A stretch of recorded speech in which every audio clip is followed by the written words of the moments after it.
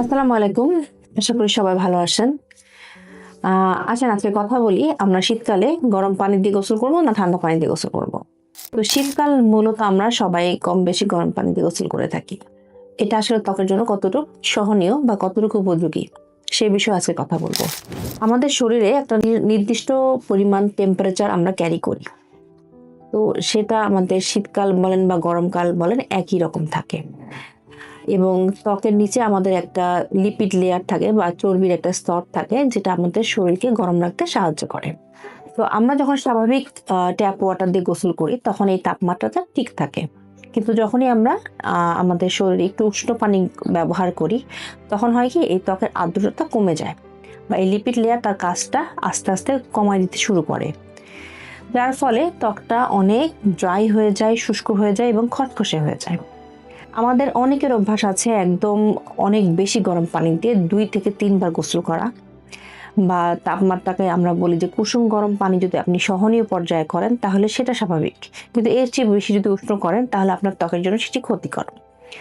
তো গরম পানি দিয়ে যদি আপনি বেশি বেশি গোসল করেন তাহলে কি কি অপকার হতে পারে? 1 নাম্বার আমি বললাম যে ত্বকের আর্দ্রতা কমে যেতে পারে। এছাড়া ত্বক হয়ে যেতে পারে শুষ্ক, খসখসে এবং টানটান, অমসৃণ। এবং আপনার ত্বকে স্বাভাবিকভাবে যে ব্যাকটেরিয়া আছে বা ফাঙ্গাস আছে এগুলোর ইনফেকশনটা বেশি হবে। এবং চুলের জন্য এই গরম পানিটা অতিরিক্ত খারাপ। আপনি দেখবেন যে যদি আপনি বেশি বেশি গরম পানিতে গোসল করেন তাহলে সেক্ষেত্রে আপনার চুল পড়ে যাচ্ছে, মাথায় খুশকি হচ্ছে।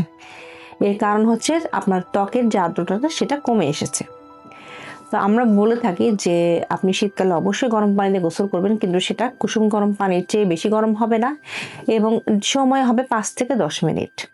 আপনি গোসলের সময় মাইল্ড ক্লিনজার দিয়ে ব্যবহার করতে পারেন এবং গোসল করার সাথে সাথে ভেজা শরীরে আপনি লোশনটা ইউজ করবেন।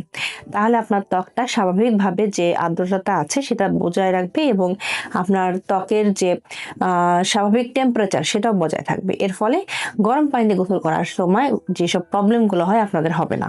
মনে রাখতে হবে যে শীত, গ্রীষ্ম, বর্ষা যাই আসুক না কেন আমাদের ত্বককে ভালোবাসতে হবে, আমাদের ত্বককে সুস্থ স্বাভাবিক রাখতে হবে, তাহলে আমরা রোগ থেকে দূরে থাকতে পারবো। আশা করি বুঝতে পেরেছেন। ধন্যবাদ সবাইকে।